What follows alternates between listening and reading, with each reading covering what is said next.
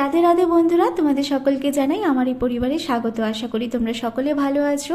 মহাশিবরাত্রি উপলক্ষে আবারও একটা নতুন দিন, নতুন পথ চলা শুরু করেছি। তোমরা যারা বড়রা রয়েছো তারা প্রাণ ভরে আশীর্বাদ করো, আর ছোটরা অনেক অনেক ভালোবাসা দিও, যাতে তোমাদের সকলকে সাথে নিয়ে এই পথ আগামী দিনে আরও সুন্দরভাবে বহুদূর অবধি যেতে পারি। এই বছর আমরা সকলেই জানি 8ই মার্চ অর্থাৎ শুক্রবার আর 9ই মার্চ অর্থাৎ শনিবার এই দুদিন মহাশিবরাত্রি পড়েছিল। শুক্রবার আমি আমার বাড়িতেই 4 প্রহরের পুজোটা উদযাপন করেছিলাম। একটা শর্টস ভিডিওর মাধ্যমে তোমাদের সাথে সেটা শেয়ারও করেছি।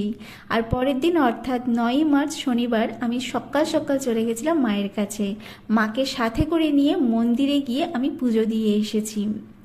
পুজো পালি করে সারাটা দিন ফল পাকড় খেয়ে দিনটাকে উদযাপন করেছি। তোমরা কারা কারা কীভাবে উদযাপন করলে অবশ্যই কমেন্ট করে জানিও।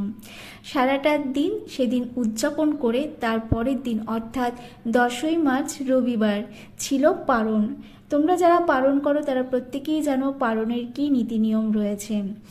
কিছু গরিব দুঃখী পাখি পক্ষী তুমি তোমার সাধ্য মতো তাদেরকে যদি একটু অন্ন খাওয়াতে পারো তাহলে সেই দিনটা পরিপূর্ণতা পায়।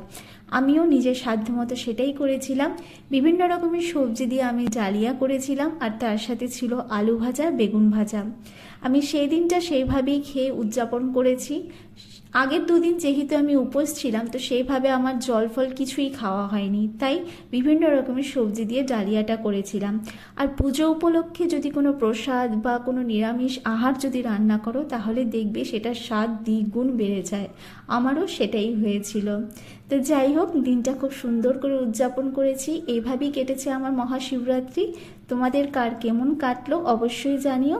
আজকের মতো তাহলে ভিডিওটা এটুকুই রাখছি। তোমরা প্রত্যেকে খুব ভালো থেকো, খুব সুস্থ থেকো, সকলকে সাথে নিয়ে হাসি খুশিভাবে থেকো। আজকের মতো তাহলে এখানেই। আগামীকাল আবারও একটা নতুন ভিডিও নিয়ে তোমাদের কাছে চলে আসবো। আজ আসছি তাহলে। খুব ভালো থেকো।